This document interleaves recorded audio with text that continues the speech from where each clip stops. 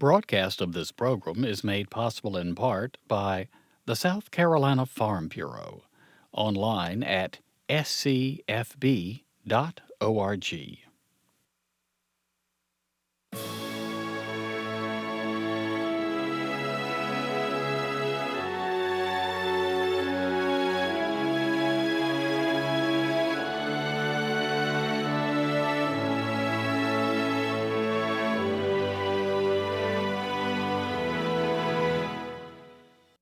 Broadcast of this program is made possible in part by the South Carolina Farm Bureau, online at scfb.org, and by Time Warner Cable, online at timewarnercable.com.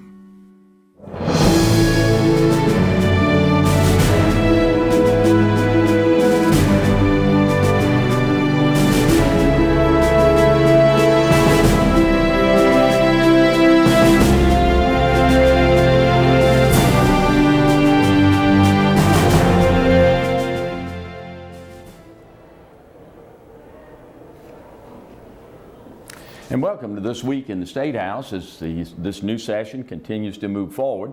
Last week, because of the weather, both the House and the Senate lost a week. Over in the South Carolina Senate, they continue to be kind of trudging along looking at ethics reform. Then we had judicial elections. The Chief Justice got reelected. Issues continue to pile up. We've got plenty of weeks ahead, and we're going to look again at some of the issues that are coming up in this General Assembly. But before we go to our program today, of course, I want to thank Time Warner Cable and the South Carolina Farm Bureau for their sponsorship of this broadcast and making it possible. And also South Carolina ETV for their production of the show, and the South Carolina Press Association for their assistance in putting on the show. And I would be remiss before I introduce our guest to go to it if I did not welcome back, particularly after the weather and everything, our friends in 518 of the Block Building. I know they've got their TV on.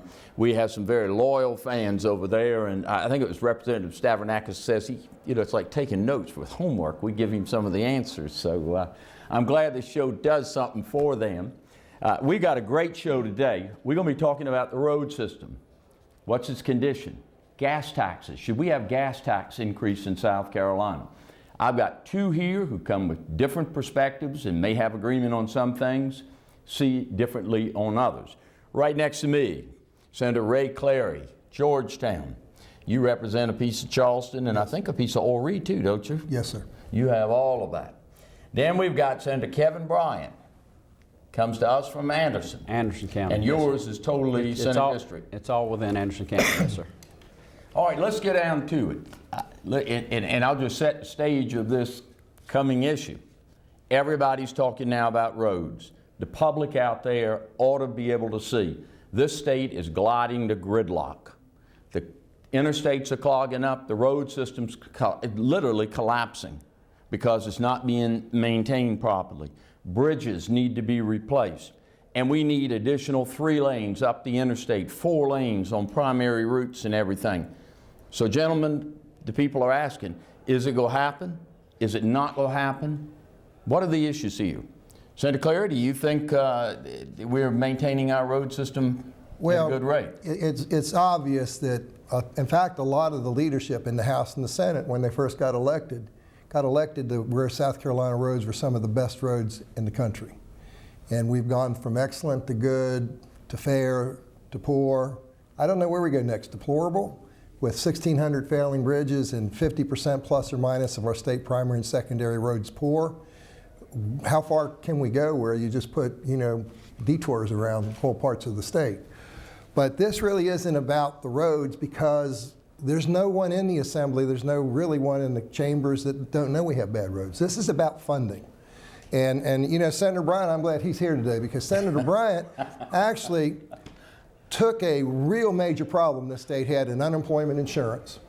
We were losing $1 billion to the federal government, and he got there. He got the Senate willing to debate it, and we've solved that problem, haven't we, Senator? Yes, sir, we did. And we were one of 8 states, now maybe 9, that went to the lay system, and then they didn't have a problem during the downturn. So I want to give you credit for that. Senator Bryant and I got in the Senate at the same time, And he took that challenge on, and he corrected it, and the citizens of South Carolina, you know, you a debt of gratitude for that. Thank you. I appreciate that. I think the problem we have is a little bit of the vision of the state, and I'll say this, and we'll let Senator Bryant. In the governor's State of the State reelection bid, she talked about one thing. She talked about maybe income tax relief. The way she talked about it was eliminating the 6%. Well, that's about $30 million. Every family gets all of $29 back next year if we do that. Let's think outside the box a little bit. If we had taken the $150 million we robbed from the general fund and the $150 million we might rob this year and applied that to income tax, every family might have a $300 to $400 tax break, income tax break, because we're paying for the roads the right way with user fees. And you know, if we could do the debate in the Senate, I could show you how we could do that without the gasoline tax. Give everybody in this state a $300 tax credit without raising the gas tax. Now that doesn't solve our road problems. That's just one way of thinking outside the box. Well, let me ask you, the statistics that I've gotten indicate, and Senator Bryant, that this state needs $48.3 billion for road repairs now. I'm not talking about construction, for road repairs over the next 20 years.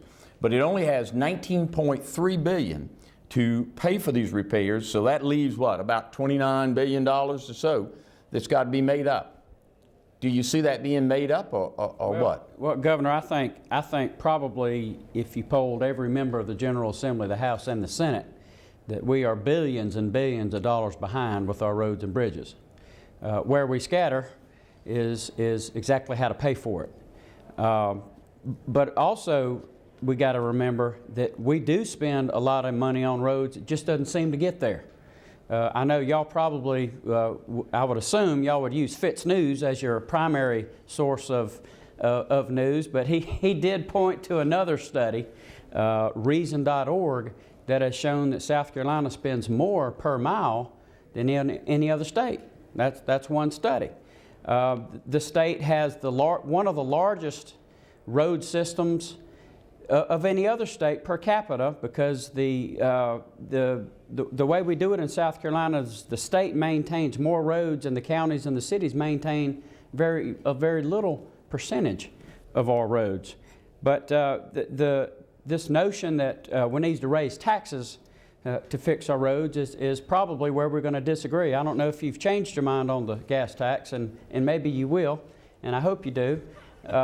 But Governor, during the budget debate last year, we had several amendments. One would take 2.5% off the top, send it straight to the roads. One would take 5% off the top, send it straight to roads.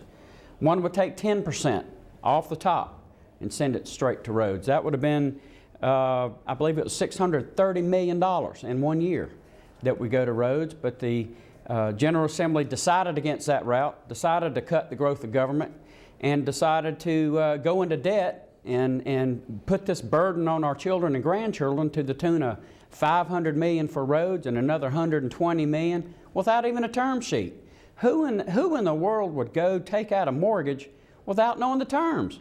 This could cost us $1 billion in 1 year. This Republican-controlled General Assembly hoisted $1 billion of debt on our children and grandchildren. So, how are they paying for that bond issue that they're borrowing? Because that's what you're talking about, isn't it, a bond issue? A bond issue, yes. And when people would rather use the word bond than they would rather use, I'd prefer to use debt and red ink.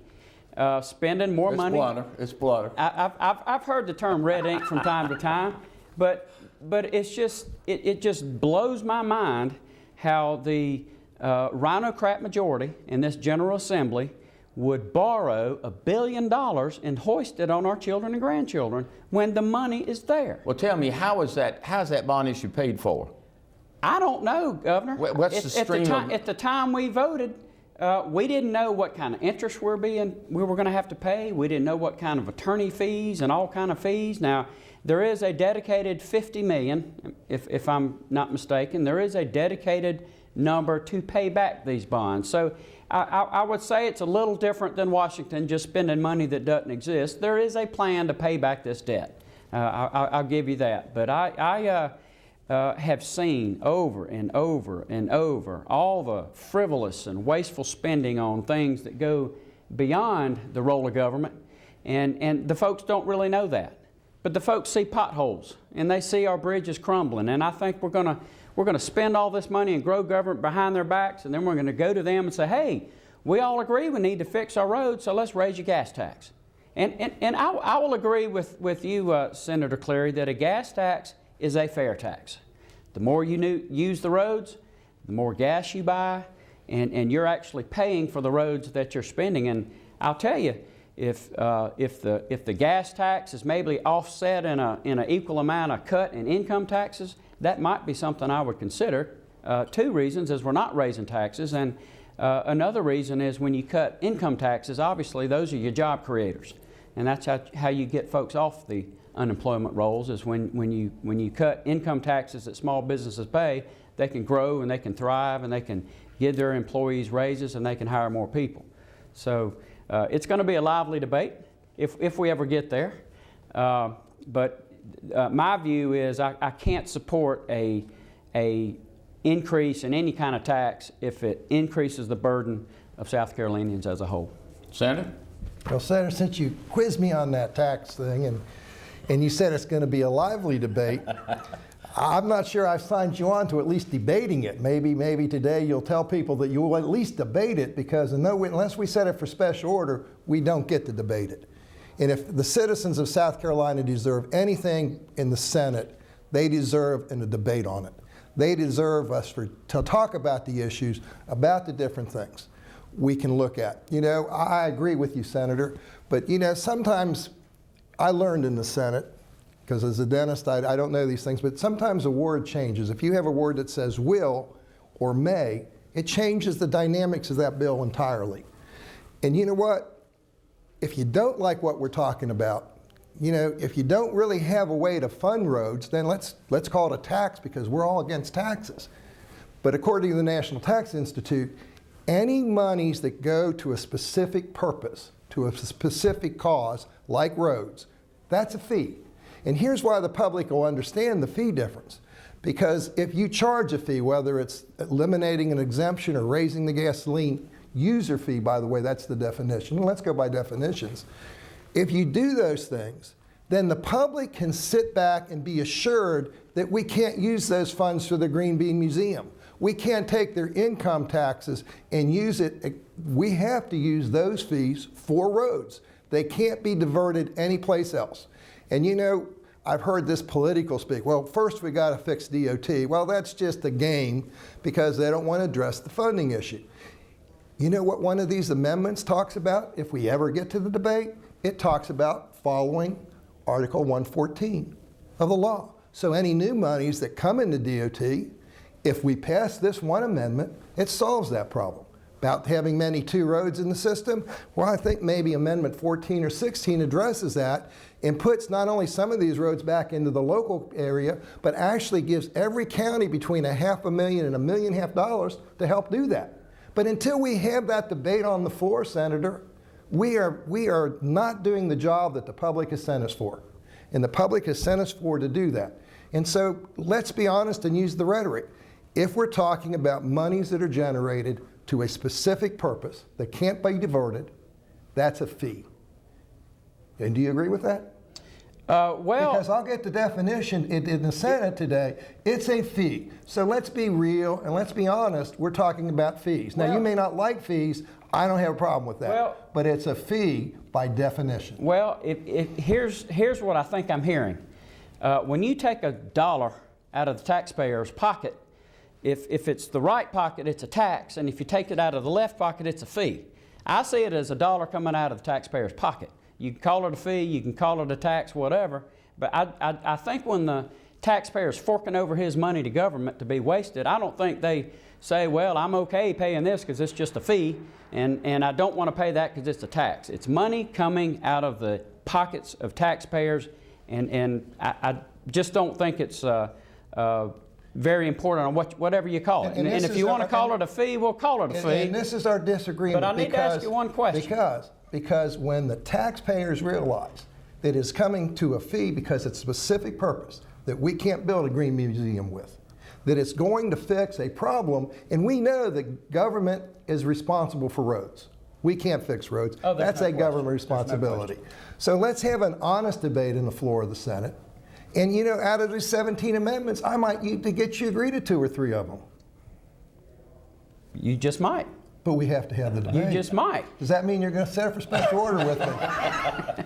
Well, Senator, I still want you to tell me the dollar that comes out of the pocket of the taxpayer.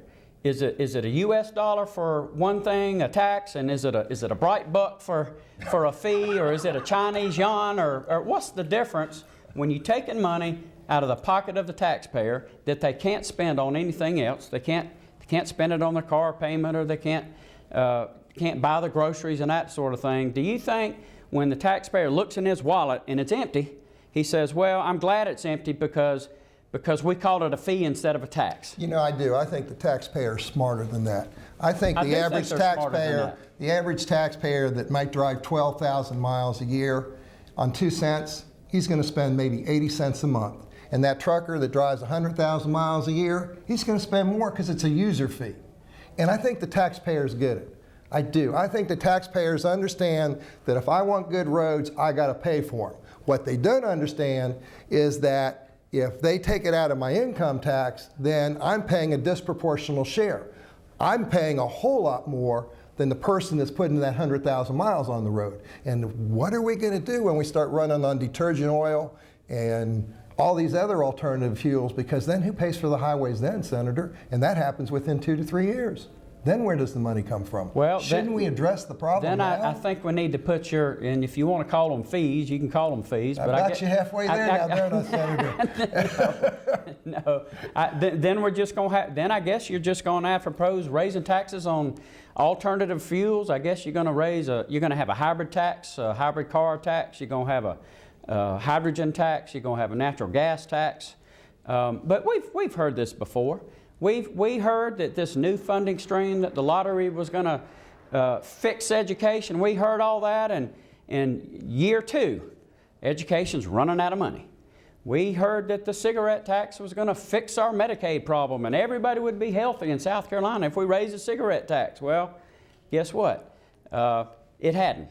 And I just don't believe, and we do need to reform the system as to this money has got to get to potholes and fixing bridges and paving roads, and who knows where it's going. I think we do need to reform the system and make sure all of those fees that are draining out of the taxpayer's pocket get to actually road construction and road maintenance. Well, you know, that might be one of those amendments we can work on together. And let me tell you one of the things. In Track 2 Commission, one of the most serious issues that they have was the $300 limitation.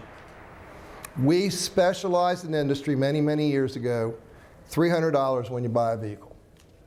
Now, a lot of people in my district don't think that's fair. You know, that person that buys a Mercedes pays $300.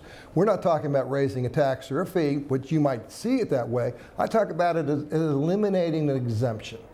You know, there may be $300 or $400 million worth of exemptions you and I might be willing to eliminate to help pay for these roads. But if we don't have the debate, you'll never have my secret recipe. And I think what I'm hearing, if you remove an exemption and someone has to pay more taxes than they were, I don't think are you telling me that's not a tax increase?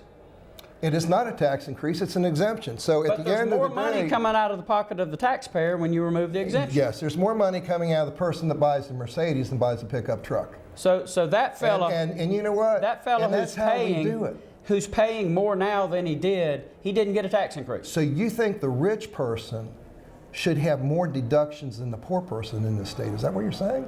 That the poor person that can only afford the pickup truck has to pay $300. But the rich person that afford the 60,000 Mercedes, we're going to give him a tax break. Well, we're going to cut his taxes. Is that fair? If we're going to talk, and I'm assuming you're talking about the sales fee or sales tax, is that when you buy a car, is that a fee or a tax? We'll talk about that later. Is that the left pocket or the right pocket? Whichever pocket we want it to be out of now. Senator, I do think that it's strange that we have a $300 cap. Thank you. But with the super high car taxes we have. If you want to talk about removing that sales tax exemption and then give some car tax relief, that might be something we can work with if we ever get to this. Well, let me ask both of you. Would you not both agree that what we did last year, and I'm with you about borrowing money on these things, these bond issues, but this sales tax has now, out of the general fund, we're tapping the general fund to build roads and to maintain them. We've never done that before. Now, the general fund's where school buses are supposed to be paid for.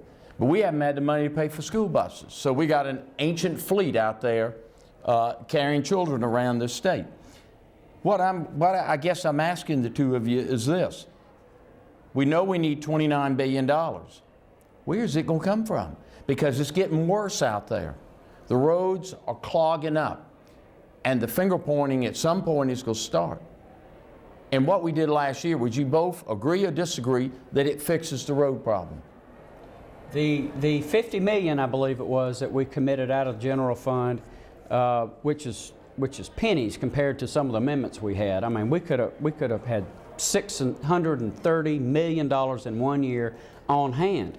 And I agree that we're going to set aside the $50 million, even though it's not very much, but we use it as a down payment to get ourselves in more debt. We've got $33 billion in unfunded liabilities in South Carolina. We just added maybe $1 billion in 1 year last year.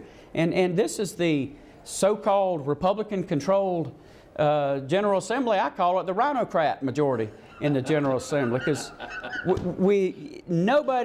nobody would disagree that road maintenance is a core function of government. But we got so many things that are not core functions of government that the public doesn't realize. And then we're going to come and say, hey, we need to fix our potholes, and we're going to raise your gas fees, left pocket, right pocket, whatever you want to call it. And I just think it's a bait and switch to the taxpayer. But didn't one-time money, instead of paying down debt or building school buildings or college buildings or state office buildings or fixing roofs on mental health facilities and stuff, if we're going to start, where is all the money I'm trying to understand going to come from to fix $29 billion in roads and pay down debt in everything in this state? That's what I'm trying to understand. Well, Governor, let me cut in here. The governor of the budget last year, we expect about $6.4 billion. Now, 40% of that goes to K through 12, and 30% goes to HHS. So that means we only have 30%, or about $2 billion, to spend on every other agency, higher education, the buildings, the legislature, everything. And guess what? Of that $2 billion, $1.5 billion is needed every year for 20 years by DOT. So unless you create revenue streams for them, and quite honestly, my friend from Anderson is wrong. The federal government has a debt of $17 trillion they have no way to pay back. What we did in the Senate was good money policy. We have a way to pay it back. It's no different than the average family buying a home mortgage. He says, I can afford this much per year. That is set aside to pay that mortgage. That's what we did while interest rates were way low. The problem is, we only actually took $130 million out of revenue. DOT needed $1.5 billion. You can't make up the difference, and no one can do the math to do it. All they can do is go behind political speak of saying how they don't want to do it. I want to know how they will do it. I'm open. I've got 17 amendments, but I'm willing to listen to 17 more if there's a solution. So I'm more than happy. Tell me what programs you want to cut to put in there. Tell me what you want to cut in anything, what you want to put in there, and let's have the debate. But let's not hide behind the Senate rules and not have the debate. Well, Senator, I guess you didn't hear me when I said we did set aside the $50 million to pay down this debt we're hoisting on our grandchildren. So I do realize there is a plan to pay down this debt. But I can remember, this tie was worn by Winston Churchill. And one of the things he said was, if you fail to plan, you're planning to fail. I believe it was 2006, maybe 7, one of our first or second years in the General Assembly. And this General Assembly had $1.2 billion new dollars in revenue. Now, why could all of that not gone to the roads? I don't know. Why could have, and at the time I remember I had an amendment that would return just a fourth of that to the taxpayer. Got laughed off the floor. The overcharged taxpayer didn't get any relief. And you know, I agree, we've got to spend money on our roads, but I believe we've got it. There was an amendment last year, $630 million in 1 year would have gone to our roads, and unfortunately that amendment failed. So I have. Was that off the top of the budget? That was right off the top. So where would that money have come from? Where was it? It would have come from local government fund. That wouldn't have been funded. And we actually owe local government funds. We actually funded them $30 million. We need to fund them $90 million to keep up with our promises to them. It could have come. It could have come from the $24 million we set aside. For the Senator, 4K, I call it a Baumgarten, which is something that the president has asked. And the chairman of finance routinely asked, "Tell me what programs the money comes from," and they were not willing to do that. And even at that, even if we took that whole $630 million, we're still $1 billion short, and that's just for 1 year. What are we going to do for the next 19? Well, we could probably clamp down and stop growing government and eliminate some of these agencies that are unnecessary. We could stop creating Is that programs. an amendment that I'm going to hear during the debate? What agencies are unnecessary? Because I like to eliminate some agencies. There's we didn't have to expand the Baumgarten with $24 million that could have gone to roads. I wish that had, and we can name all kind of things that we could take money from. I tell you, this black hole down the street, they call it Innovista, that we've put hundreds of millions of dollars into these empty buildings, and they're not doing what we were told they were due. You go in there, and I call it Innovista, because you can hear the echo of the empty buildings down there that were supposed to be an economic engine that higher ed is getting into, and I feel like higher ed ought to focus on educating our children, and all these other things they do is unnecessary. So there's another place you could get several $1 million from. But the debate of a general tax increase, if I can protect the taxpayer,